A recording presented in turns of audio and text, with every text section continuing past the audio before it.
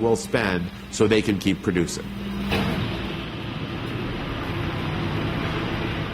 You've got an entire generation that has been brought up in a completely artificial environment where their beliefs have been shaped by television, which is designed to sell things like huge SUVs, and then by movies, which are completely disconnected from reality, particularly here in Western culture, where the good guys always win and there's always a happy ending, and so on and so forth. And I don't think they understand that everything we do revolves around consuming massive amounts of oil. All our food, transportation, most of our jobs or social niches that we occupy all revolve around consuming massive amounts of oil. So once you're aware that, the oil is going to become very scarce, a lot of these social niches are going to disappear, a lot of these things that we take for granted are going to severely contract or go away altogether, and yet you're living in it right now, and nobody else really seems to be too concerned about it, the cognitive dissonance, it can be pretty severe. Because in America, we're not citizens, we're consumers. So all we relate to is celebrities and the media, and I do think it's sort of on purpose, because if you're an automobile manufacturer and television station A starts running all these programs about all the economic and energetic and environmental issues we're facing, they're not going to get as high a return on investment as they would if they sell ads on another television station that's talking about how wonderful everything is, or is only talking about celebrity this and celebrity that. So it's sort of, I don't know that there's anybody sitting around planning. I wouldn't be surprised if there is, but it sort of works out that way, that what tends to sell stuff the most happens to be stuff that also turns the viewer into a bumbling idiot. Many people ask me, we're a smart country. How could we be this dumb? How could we allow this to go on? It's one thing to have it happen, we all learn, but since the 1950s or 60s, we've understood about the harms of oil and the harms of tailpipe emissions. How could we continue to allow this to happen? And I have a two-word answer. It's politics and lies. The politics are pretty straightforward. As I lay out in my book, over the last 10 or 12 years, oil and auto companies have spent $186 million on campaign contributions at the federal level, and that's for Congress and the President. And for every one of those $186 million, they've gotten back $1,000 in tax breaks and other subsidies. So I think if you could invest $1 in something and get back $1,000, you'd keep doing it. So that's the politics part of it. The lies part of it is that going back to the 1950s, under increasing pressure from regulators, including many right here in California at that time, the auto companies got together and they said, you know what, we'll check our competition at the door on this one issue about smog coming from our tailpipes. And we'll work together with the Automobile Alliance that we're now going to create to make sure that our products are safe when used as directed. In fact, they boasted that if there was any harmful emission coming from tailpipes, that they could engineer that out of all of their vehicles within one model year. And, of course, the record shows they formed the Automobile Alliance to do the exact opposite, to lie to regulators, to lie to the public, to conceal the true science of the harms of their products, and to stifle the production of alternatives to their products. Oil and auto companies got together and conspired to kill the electric car, to stifle the development of other alternative technologies that might have brought us cleaner, safer products over these years. This faulty premise that we can always keep expanding human population and human consumption of resources, how does that perpetuate?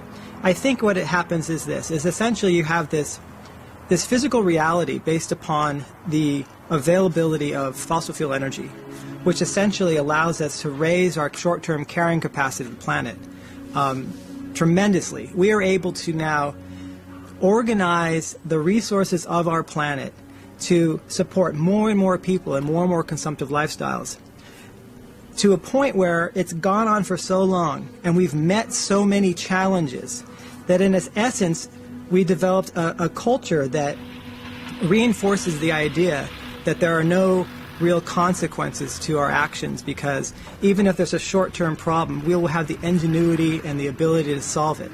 The society in general then has generation after generation going back with that belief system and those set of expectations. And so to be able to turn that around when all anyone who's alive today can see is just, this era of human progress that goes back into the past and they assume is going to stretch out to the future, and is embedded in the laws and the habits that people have. It's just sort of a positive feedback loop. So there you see this cultural constraint then on change that becomes very, very dangerous, because when that is challenged, it's challenging generations of belief and assumptions. And what happens is that those who challenge it are essentially putting themselves outside of their own culture. And that becomes very difficult to handle as an individual, psychologically and emotionally, because you're constantly going to be looking at your own culture and seeing, oh my gosh, it's crazy. It's crazy. And yet the culture will look back at you and say, you're crazy. And it becomes a matter of, understanding epistemology. How do you know what you know? Most people know what they know based upon what their culture has taught them over time, unquestioning.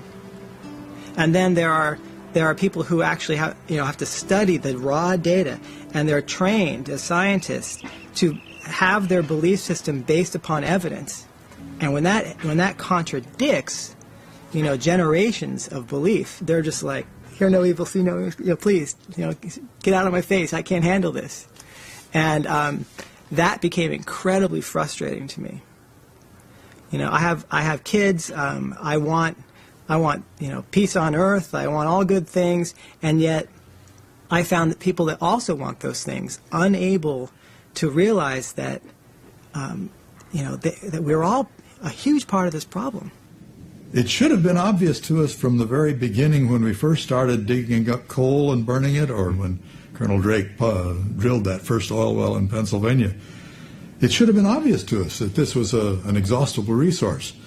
But it seemed like it existed in great abundance, and the amount of it that we were using at the time was so small that we treated it as if it were an infinitely available phenomenon. I remember Jimmy Carter suggested we're going to have to do without on some of the things that we're accustomed to doing with abundant petroleum energy. And immediately after he'd made an address to the nation talking about the need for adjusting, Howard Baker, who was then the majority leader in the Senate, went on the air with a counter speech in which he said that wasn't the American way, that the American way was to find more oil and produce our way out of this predicament that we were in. And that was an expression, really, of the attitude that tended to prevail at the time. The U.S. Department of Energy put me on a major committee as an advisor to the Secretary of Energy. And he, at that, way back in 1980, asked me to chair a study on ethanol because there was so much conflicting information. And I must admit, it still remains conflicting today.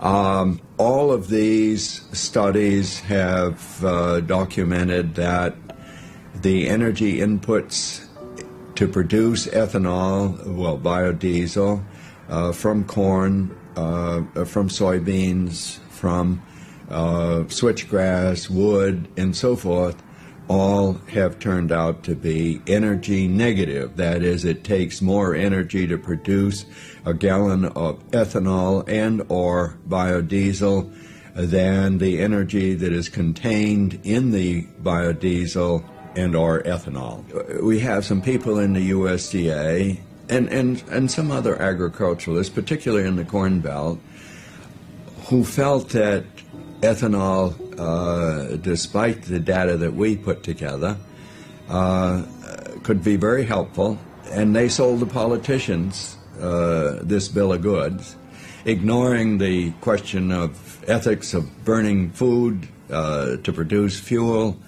and the problems in the world where we've got 3.7 billion people who are malnourished on Earth today, the largest number ever in the history of the Earth. And ADM, Archer Daniel Midland, got into it, Cargill got into it, and then they thought it was a good deal. Of course, big subsidies, $3 billion now, going into that. So ADM was happy in getting a large portion of those subsidies, and then they gave subsidies to Bush and Gore and various congressmen to get elected. And so ADM was happy, the politicians were happy, and they could claim that they were helping farmers and helping the nation. However, I think you can put this whole thing into perspective from the point of view that 14% of all U.S. corn is now going into ethanol production. If you then look at what does that mean to all vehicle fuel use in the United States, it works out to be less than 1%. And again, I emphasize, less than 1%.